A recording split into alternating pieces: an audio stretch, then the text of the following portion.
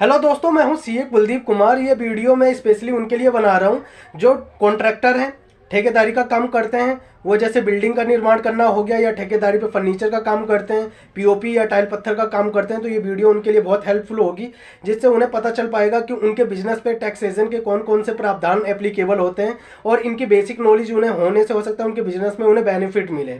तो सबसे पहले यह है कि जो उनके बिजनेस पे एप्लीकेबल होता है वो है टीडीएस का प्रावधान। सेक्शन 194C के अंदर उनका टीडीएस डिडक्ट होगा यदि वो 30,000 से अधिक की धनराशि एक बार में लेते हैं सामने वाली पार्टी से, मतलब जिसका वो काम कर रहे हैं, या 1 लाख से अधिक की धनराशि पूरे साल में लेते हैं सामने वाली पार्टी से, तो उनका टीडीएस डिडक्ट करके वह पार्टी जिनका वह काम कर रहे हैं वो उन्हें भुगतान करेगी। हालांकि टीडीएस का प्रावधान जब ही एप्लीकेबल होगा यदि सामने वाली पार्टी के ऊपर टैक्स ऑडिट एप्लीकेबल है या कुछ ऐसे केस में जब एक लिमिट से अधिक की धनराशि उन्हें मिल रही है, तब सामने वाली पार्टी उन्हें टीडीएस डिडक्ट करके उनको भुगतान करेगी। तो ये चीज़ उन्हें पता होनी चाहिए कि यदि वो कॉन्ट्रैक्ट का काम कर रहे हैं तो टीडीएस उनका कटेगा सेक्शन 194C के अंदर। और दूसरा यह है कि यदि वो जॉब वर्क का काम कर रहे हैं, मतलब किसी और का माल अपने यहाँ पे लाके बनाते हैं, पैक करते हैं या फिर उसे मॉडिफाई करके फिर सामने वाली पार्टी मतलब जिसका काम कर रहे हैं उसे वापस कर देते हैं, तो उसे ये जॉब वर्क के कैटेगरी के अंदर आता है। तो इसके अंदर टीडीएस के साथ साथ जीएसटी के भी प्रावधान है। तो जीएसटी के प्रावधान का मैं अभी डिस्कस करता हूँ आपको, वो भी आपको पता होना चाहिए कि सेक्शन 194C के अंदर जो आपका टीडीएस कटता है, इसका मतलब ये नहीं कि वो कट के गवर्नमेंट को जमा हो गया तो वो आपको नहीं मिलेगा या फिर आपका उतना टैक्स बन गया है।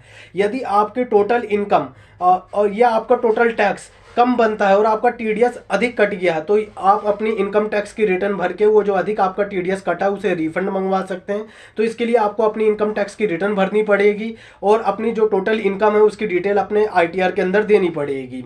तो आप जब भी ये आपका टीडीएस कटे तो जरूर सुनिश्चित करें कि आपने इनकम टैक्स की रिटर्न अपनी भरी है और अपनी इनकम टैक्स की रिटर्न के अंदर अपनी प्रॉपर इनकम के डिस्क्लोजर किया है। साथ के साथ आप अपना जरूर ये मैच कर लीजिए 26 ईयर्स के अंदर कि आपका कितना टीडीएस सेक्शन 194C के अंदर, मतलब जो कॉन्ट्रैक्ट के लिए आता है, कितना कटा है। तो जिससे आपको ये पता चल जाएगा कि आपका जो टीडीएस कटा है वो उतना ही कटना चाहिए था, कहीं आपका कम तो नहीं या ज़्यादा तो नहीं कटा है। क्योंकि इसमें जब भी आप अपनी इनकम टैक्स की रिटर्न भरेंगे तो 26 ईयर्स से एक बार जरूर मैच कर लीजिएगा अपनी इनकम। और दूसरा यह है कि जो आपका टीडीएस कटता है तो जरूरी नहीं है कि हर एक कॉन्ट्रैक्ट के ऊपर ही कटे। यदि आपका टोटल कॉन्ट्रैक्ट की धनराशि 30,000 से या 1 लाख से कम है, मतलब आप 30,000 से कम लेते हैं एक बार में, या आपका टोटल पूरे साल का 1 लाख से कम बनता है, तो आपका टीडीएस नहीं कटेगा इस केस में। पर सामान्यतः देखा गया है कि एंटिटी जिन पर टैक्स ऑडिट एप्लीकेबल है वो काट लेती है टीडीएस, तो इसमें घबराने वाली कोई बात नहीं है।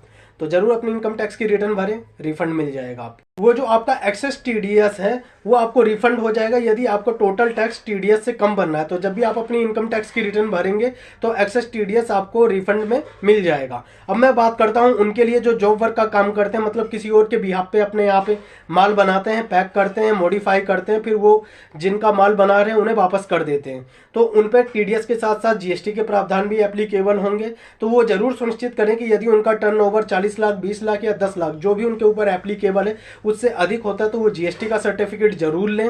साथ के साथ वो अपनी रिटर्न भी टाइम से भरें और ईवे बिल भी बनाए जब भी माल लेके आए या माल भेजते हैं।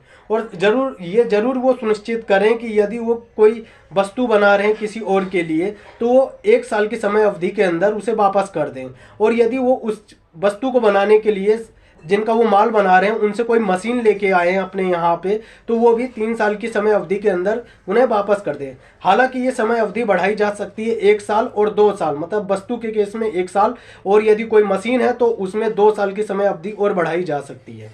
तो ये जानकारी आपको कैसी लगी जरूर बताइए। ऐसी वीडियो मैं और बनाऊंगा इन्फॉर्मेटिव, जिससे कि आपकी नॉलेज में थोड़ी सी वृद्धि हो और आपको भी पता चले कि आपके बिजनेस पे कौन कौन से टैक्स के प्रावधान एप्लीकेबल होते हैं।